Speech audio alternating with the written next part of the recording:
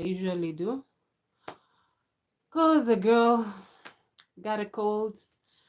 It's winter season here in Kenya, and unlike any other season in the past years in my lifetime, July has been super cold and raining at the same time. So yeah, it's extremely cold. We're ending July on a good high note, rainy season, besides going through all the things that we've been going through here in Kenya. Uh, Now today I decided topic is music, the music I've been doing and the ones I've already published and how it came to be. Story time. The first song that I did, the first song, I actually wrote my first song when I was in class 4. That's when I was 10 years old. It was my way to vent and a way to an escape. I would rather say like an escape from depression and drama from family and all that. So it was my way to vent. The first songs I actually wrote two, they were gospel songs, and I'm thinking of soon to record them, maybe in the near future. And they were both, no, the first one was English, and then the second one was Swahili. And I realized that Swahili is difficult to write music in Swahili. Actually I upload. I am actually like, for those Swahili writers and music writers and musicians, they actually do a good job for it to be accepted, and it's hard to compose it for me personally. Um, but I'll try once in a while to see how that comes out. And yeah, so my first two songs were gospel. And nowadays people even say that the first question when I tell them I'm doing music, they are like, so you're singing gospel? No, I sing about life and my experience and how I'm coping with them. Others, because when I say I sing about life, I sing about love, I sing about loss of love, I sing about toxic relationships, I sing about hopefully what kind of relationship I'm looking for. Um, so the first song that I recorded, let me see how it got to that point. Uh, when I was at home, there was a friend of mine who has a movie shop. So when I was going to buy movies to watch, to binge watch, they told me they had opened a studio at the back of the shop, and it was a way of advertising, so that if I hear any other person who wants to do music, I can tell them. And I was like, I'm interested, I want to record. And they were like, are you sure? And I was like, yeah, yeah, I can. I can. I had recorded the song Mother's Love was the first song that I recorded at a different studio. I recorded it when I was in I had just finished college, and the studio I recorded we still had some editing to do after. But after some time, I had taken like a long time before I went back to studio. The studio was closed down, so I didn't do the final cut or final editing of the song. So uh, I was like, I'll redo that song later on in life. That was back in 2014. Now, fast forward in 2022. Yeah, 2022. That's when now my friend who has the movie shop told me they have a studio. I said, I'm interested. I said, if you're interested, let me introduce you to the producer. Most of my songs were produced by him. Right now, we are having different producers to do the songs. Uh, Guan made it. He's called produce. The producer is called Guan. So I met the guy. I found him making a beat, and I was like, oh, that's a nice beat. I actually want it to be put as a first project. And he was like, okay. He created a folder for me, and he saved that beat in that folder. So, but I stayed like for 2 months, and then I was like, yeah, I've gotten studio money. Let me pay for the studio time and record. Went to the studio, and I was like, I want to do that song today. So the producer sat me down. He was like, okay, so let's start from the beginning. Do you need a songwriter? And I can help with the songwriting, or a vocal coach? I was like, okay, I've been singing in the choir in church, and we've been having a good, we had a good vocal coach. She's a lady, she's also a musician. She's called Chantel. Um, and also choir masters from different times. So I was like, I'm comfortable singing, but we can record and see where my voice sits well. Then he was like, okay, what about songwriting? I said, no, I'll do the writing. I'll do it for myself. So I told him, just play the record, the beat. I'll write the song in studio. Played the beats, and within 15 minutes, I had the song. The only problem is the way my mind works. Even if I've written the song is jumbled. Like, the first verse that we recorded, the one that went for first verse, was the last verse I wrote, and then the second verse was the first one, and the last verse, the third verse, was the first verse I wrote. So, and then we jumbled it. We did some warm up with the voice. Um, then I was like, okay, let me rearrange. I start with singing the last verse as the first verse, and that is how African Love Song was recorded. It started like, I'll just give you a pointer. I'll sing today, even though I have a cold, very bad flu. Um, I get excited from your smile. I can't help it. I can't help it. 'Cause that's the feeling you're giving me. Your twinkle in your eyes fills me with so much joy. So that was the first verse. And you can go on to my YouTube channel and watch the song. And yeah, so that's how African Love Song was made. I love the beat because it was a fusion of R&B, rhythm, and Afro fusion. So that mashup. Then we sat down after recording the whole song, and he was like, okay, now we need to know where the genre of music you want to be recording. I was like, I am free with I can try any beat you give to me. If I'll try my level best. If it's not for me, it's not for me. I'll not take it. And then I began. He had some samples of beats he had made, and I chose a couple of them. I've still not recorded most of them. Still going on with recording. And yeah, African Love Song started like that. Then the second song, okay, I'm not saying, okay, African Love Song is about somebody I hold dear in my heart, the person I fell in love hard, like the way he makes me feel.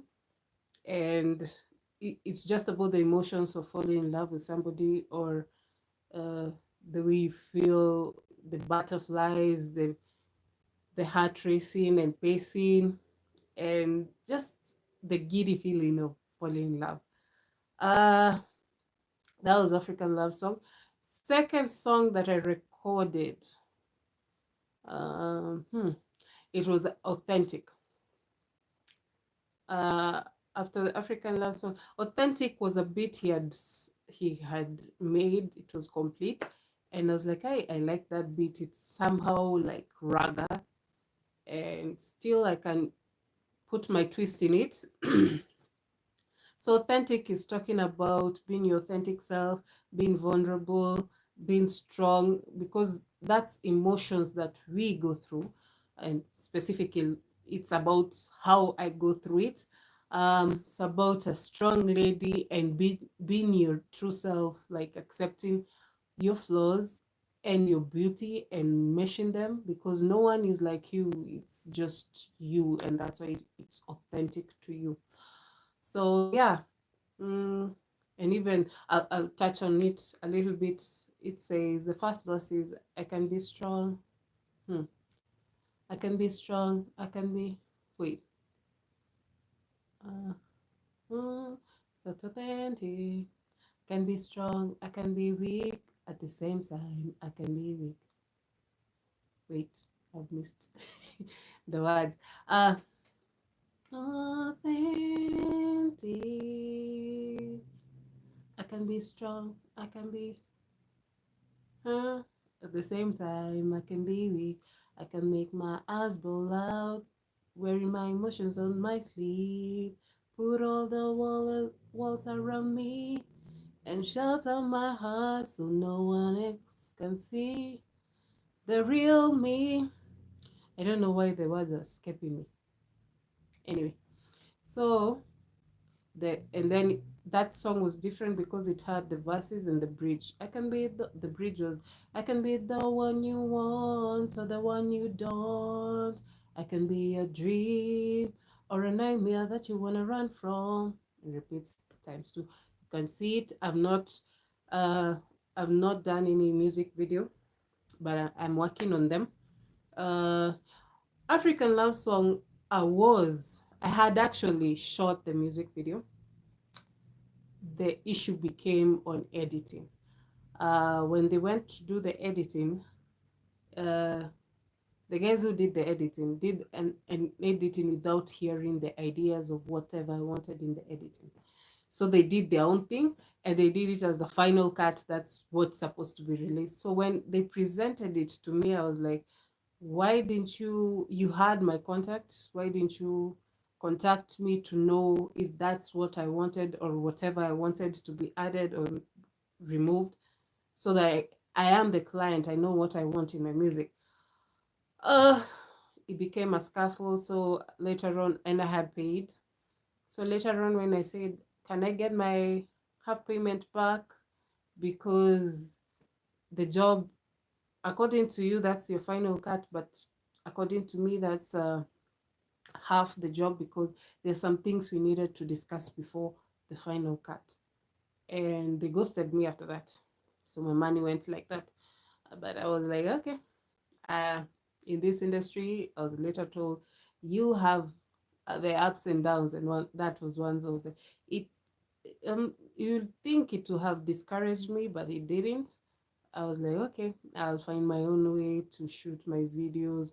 I know a couple of people who do that work, and I'll connect with them when I'm ready. So yeah, authentic. I'm working on the video, and yeah, the vision I have, I think I'll bring it to life. So that was my second recording. No, the second recording was Party. No, Party was, I was in the studio. I had the beat. It was a Amapiano. The producer Gwan made the Amapiano one, and I was like, I can do that one. He was like, no, you can't. I was like, give me a second. I want that beat, and I can do it, and I'll pay for it. And then I wrote my song, and then we just started singing in the studio. He was like, nice, but I didn't expect you to do that. I was like, I like being going above the expectation that you put for me. It's a good thing that people cannot see you as just one note. At least you have different dimensions about you. So, party song, grind on the beat, wink out on the sound. I'm a piano, walking in the club. Call up the waiter with the drinks. It's a fun song about just letting go, having fun with your pals, just celebrating life, uh, even birthdays, if just being happy and jovial and just embracing life as it is with whatever you have. That was the second song. Then the third song was Authentic. Yeah. So the fourth song happened I had gone to a wedding on a Friday in December of, was it last year? No, like, okay, 2022. Yeah, that December I went to a wedding, and we even went to the evening after the wedding, the after party. Uh, but I got inspired because I was like, now you think about the wedding, what happens after the wedding, either the honeymoon phase, so honeymoon came back, uh, came just popped out, but I had saved that bit. So yeah, I recorded honeymoon. It's a wedding night and no one is around. Quality time is spent together to know our beauty spots. Yeah, it's about, like, naturally, that's the only time couples, like, being just couples immediately after the wedding, that's the only time they spend the longest time together. Other than that, when they come back home, you have work, you have like craziness about life. So that's the only time they have like a bubble of just them spending time together and knowing each other. So that's how honeymoon came about. Then after that, I did Mother's Love. Now I redid it like the way I wanted it. And studio, because I had already done 4 songs, they gave it. Uh, I was awarded to record it for free, which I'm very much thankful. I did Mother's Love, and it's one of the songs that I hold dear to my heart. It was a thank you song to my mom for the sacrifices, for the fighting for our lives, and protecting us and all that in one. Uh, Mother's love. I get excited from your smile. That's African. Then mother's love is about how you come to her. The first love you know is your mother, because the bond between mother and child, you grow with it from the womb, listening to their voice. That's the first voice you hear when you're still not born yet to this world. And when you're born, you just want to hear that sound, and it's exciting. And then your mother is the one who holds your hand. It can be your own mother, or a nurturing symbol that, in case of changes in your life, they're still there for you, guiding you through life. Because I know some of them, some of our mothers, we lose them early on in age, and but we still have other people who pick up the mantle and become your mother figure in your life. So it was appreciation for all of that. Because we say in Africa, a child is raised by a village. And for me, I know my village, the village that has been there for me. I have my mother, I have my godmother, I have my aunts, my mom's sisters, who have been there through thick and thin and still are up to date. And some of them have become more of friend mothers. My mom is the only one who still remains the mother of discipline and everything. But the others are like, give you advice on how to go on in life. Yeah, so mother's love is a beautiful song that I wrote about appreciation to the mothers that take care of us and embrace us in all the aspects of life. Yeah.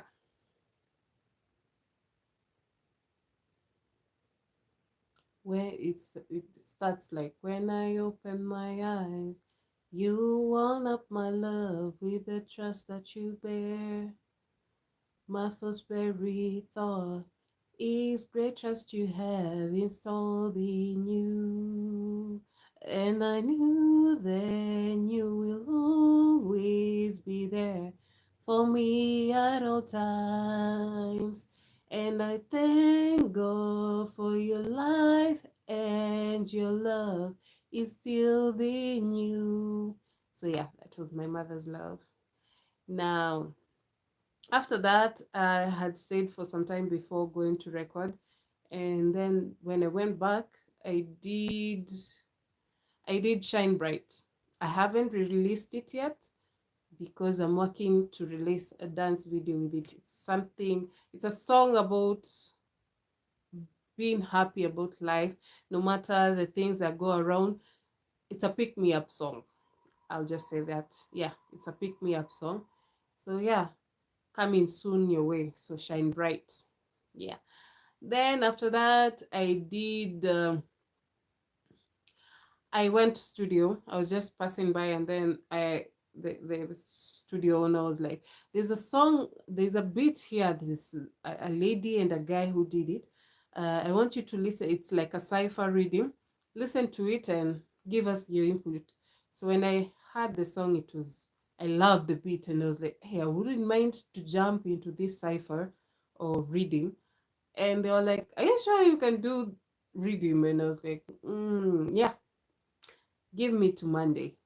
That was on October of last year, 2030, 2023. So I was like, it was October, that time it was October on a Friday.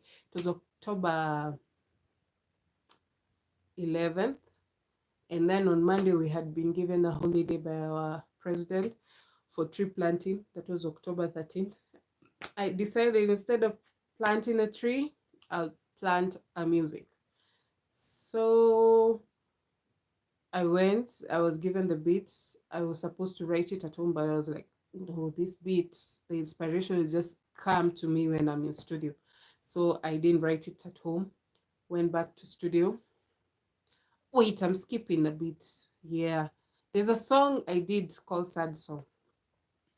I think it was between Honeymoon. Yeah, it was between Honeymoon and Mother's Love. So Sad Song, excuse me. Sad Song, inspiration, it got me an inspiration for a whole week. The beat was uh, going so much into hip hop and trap. It was trap, hip hop, a little bit of drill. So when I heard it, uh, I was like, yeah, that one I can do with it. I was actually thinking of a party song when I heard it. So the brother of the producer, Guan, was in studio with us. The Guan was like, you can't do this. I don't think you can do trap music. I was like, no, I can. And then when he played the beat, I had already gotten the hook of the song. Then when I was singing the hook with a little bit of mimicking the sound, it turns out to be I cry, I cry, I cry.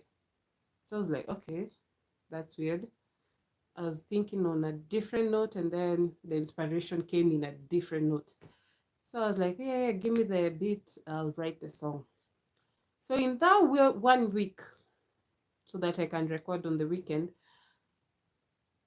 some things happened like that really even inspired. It's like the universe sending a message to me.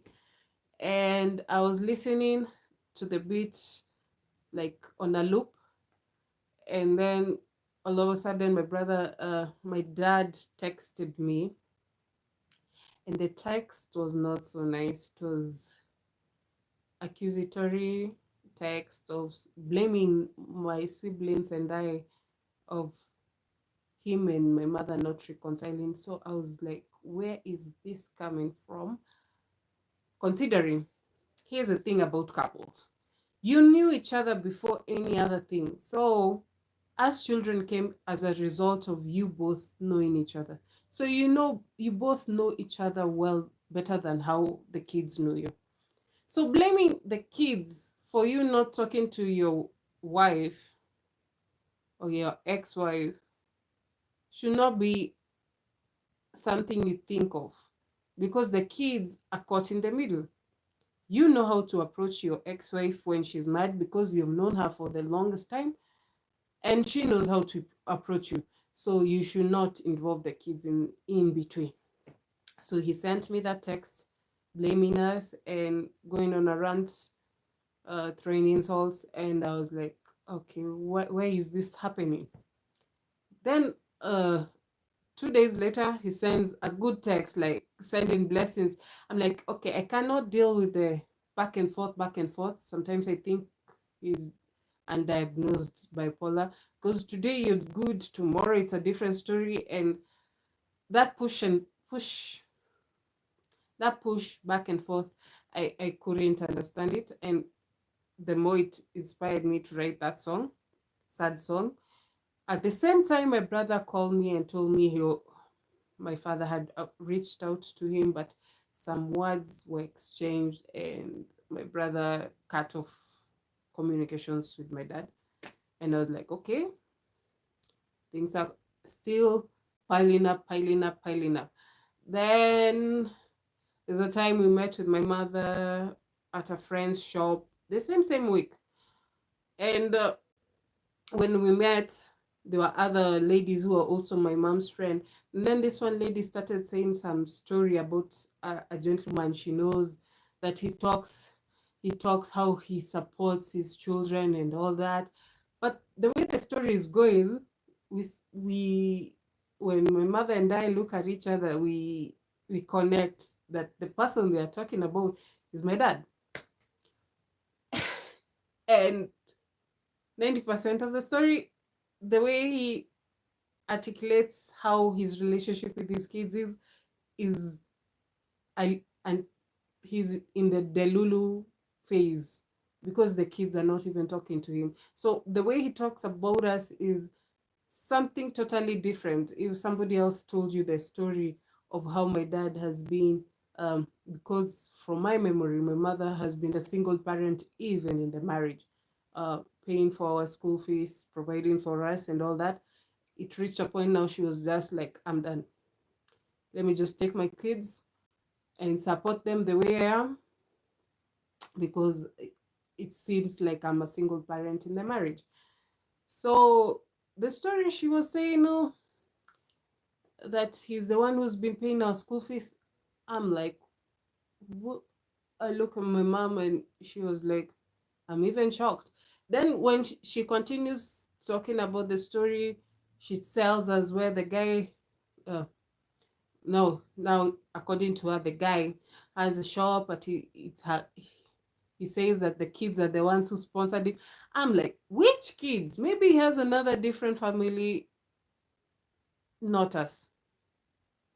My brother wasn't employed then. I was employed, but to maintain myself, and the money I get extra, it's goes to my mom to help her out with my siblings and all that. And the story continues, and you're like, what's his name? She tells us our name. The shop, the whole shop burst out laughing, because the friend of my mom, the owner of the shop, knows the story, and another friend knows the story, and now my mom and I. So the other lady was confused, like, why are you all laughing? Then we said, okay, the person you're talking to about, it's her husband. And she was like, no, that's your ex-husband? I'm like, yeah. Now when she heard that, she was like, oh my God, I will not, because of how he talks about his wife and kids, I would have never thought it was you. Then she was like, wait a minute, you've been separated with this guy more than 16 years. Uh, 1 + 1 is not adding up. The math is not mathing. So all these things came about. So, like I said, the universe was sending me a message to write this song so that I can relay my feelings of hurt, disappointment, frustration, all in one in that song. So sad song came up. So after that meeting in the shop, the next day I was in studio. I said, let's record this song. At least I had already written the words.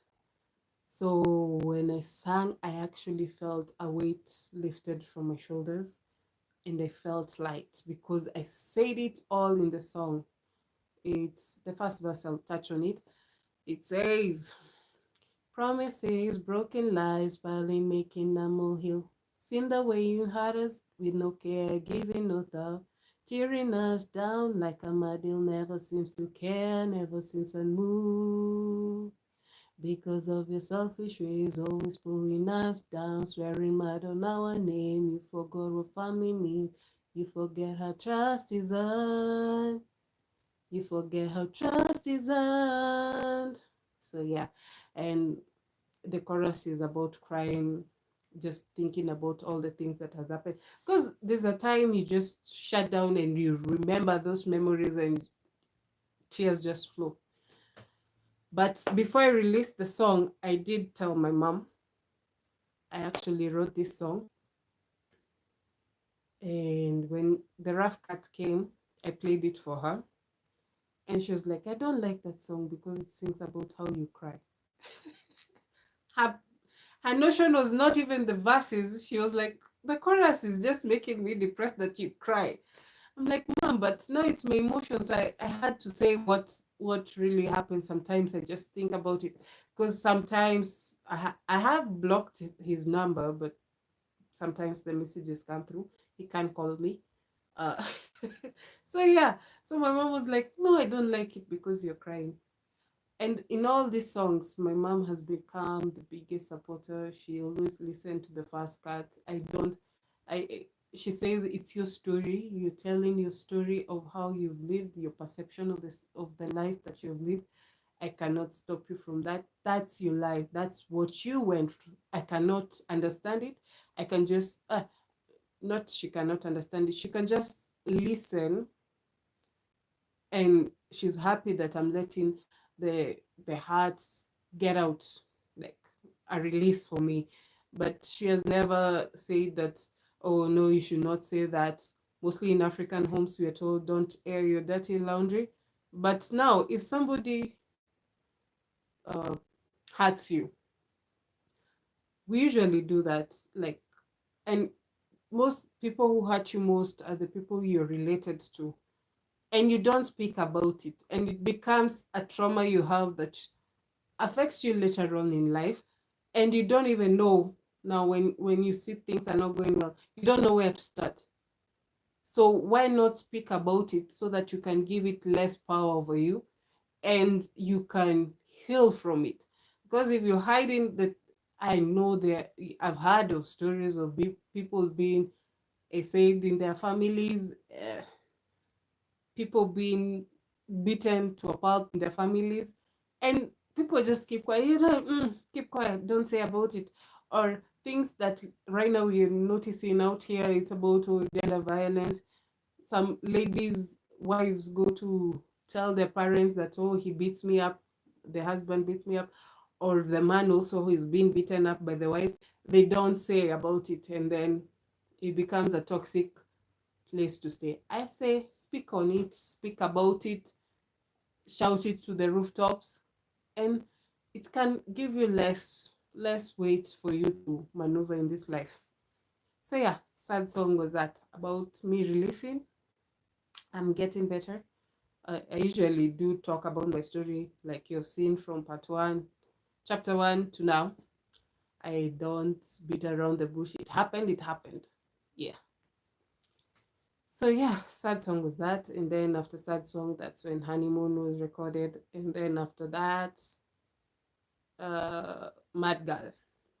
So Mad Girl, I did it, uh, and it's one of the, even I've met people telling me that's actually a nice song for those guys who don't like lovey-dovey things or speaking about emotions. They're like, I like that. Can you continue recording such? I'm like, no, I can, I will, but it's a journey. Uh, if you stick to one genre, sometimes it becomes monotonous, but you need to be versatile. I can no, I have known that I can do some trap, I can do afro, I can do reggae, raga reggae, rhythm. Um, I can do R&B. I can do. Now I'm working on doing neo soul or something of the sort. So yeah, so Mad Girl, they say I'm bad. but don't know how hard I go. With pills of confidence, no one can stand by me. That's when I recorded it on October 13th. Now, it was a bet with the owner of the studio, who's also a spoken word writer and performer. Let me give a backstory about the studio. The owner of the studio has a brother who has opened a rehabilitation center and home for rescuing young men from the streets. And I mean from the street, like homelessness, and make it like put in the effort to take them back to school, the ones who want to go back to school, helping them find work, if they want to do their art. He does that.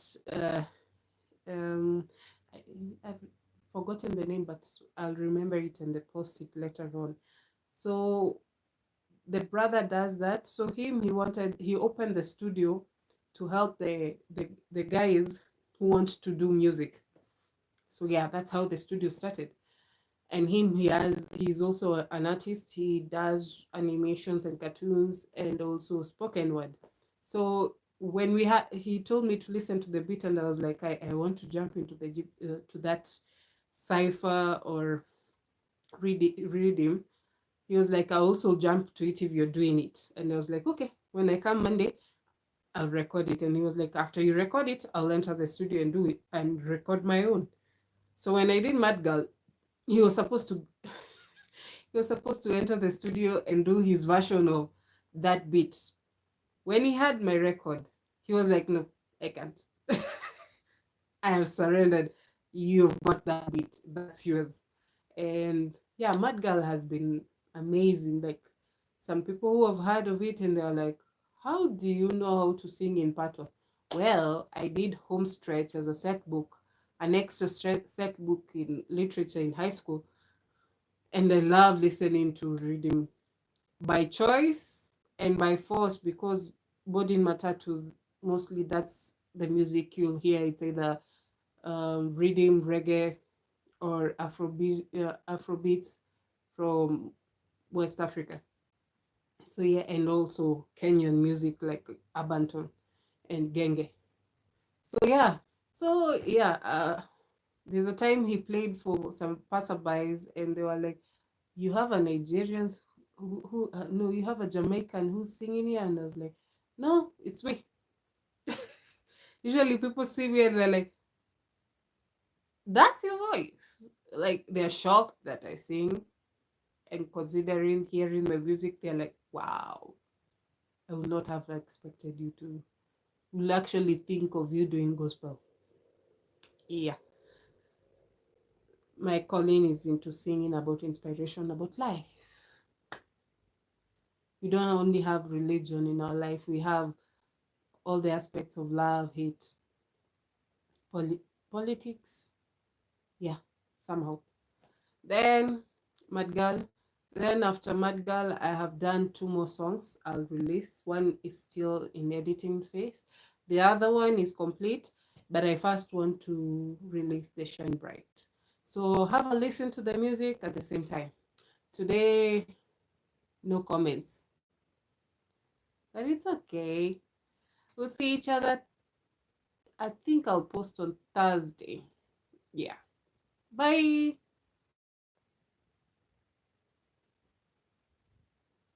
La la la.